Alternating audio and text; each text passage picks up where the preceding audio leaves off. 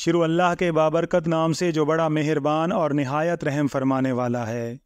ناظرین کرام، ایک مرتبہ حضرت نوشہ گنج بخش قادری رحمۃ اللہ علیہ اپنے شیخ عالی جاہ حضرت سخی بادشاہ رحمۃ اللہ علیہ کے ہمراہ بارے گوندلاں کا سفر فرماتے ہوئے موضع دیوال میں پہنچے۔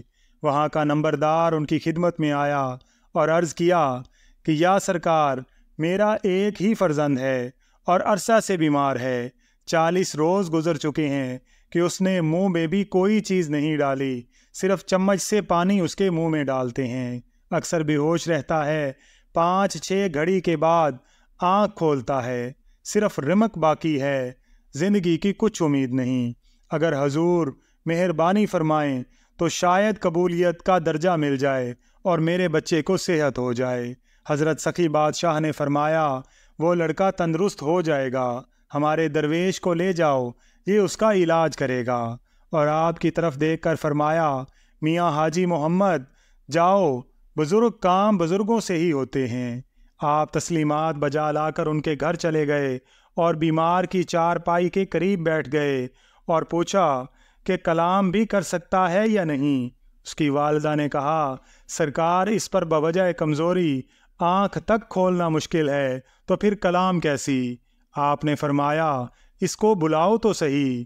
والدہ نے بلایا کہ بیٹا، شاہ حاجی محمد آئے ہیں، آنکھیں کھول کر ان کے چہرہ مبارک کو دیکھو۔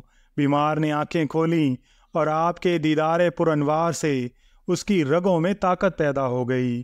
آپ نے فرمایا، کچھ کھاؤ گے؟ اس نے عرض کی، اگر کھچڑی ہو تو شاید کھا سکوں۔ اس کے کہنے پر فی الفور کھچڑی تیار کرائی گئی۔ پھر آپ نے فرمایا کہ اس کو اٹھا کر بٹھاؤ۔ چنانچہ اس نے بیٹھ کر چند لقمے کھائے۔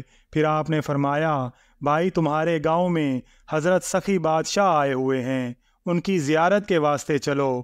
اس نے کہا، اگر کوئی پکڑ کر لے چلے تو شاید جا سکوں۔ آپ نے اس کے والد سے فرمایا کہ اس کو بغلوں سے پکڑ کر اٹھاؤ اور آہستہ آہستہ اپنے سہارے۔ والد نے چھوڑ دیا، چنانچہ وہ بغیر کسی سہارے کے حضرت سخی بادشاہ کی خدمت میں حاضر ہوا۔ حضرت صاحب کمال خوش ہوئے اور آپ کی طرف نظر کر کے فرمایا، آؤ بابا، آ گئے ہو، واقعی مرد اسی طرح کام کرتے ہیں، تم میرے پہلوان ہو۔ اسی روز سے حضور کو پہلوان سخی کا خطاب ملا اور وہ شخص بالکل تندرست ہو گیا۔ اللہ تعالیٰ سے دعا ہے کہ اللہ تعالیٰ حضرت نوشہ گنج بخش قادری رحمۃ اللہ علیہ اور ان کے مرشد کامل کے صدقے ہمیں بھی راہ ہدایت پر استقامت عطا فرمائے۔ آمین یا رب العالمین۔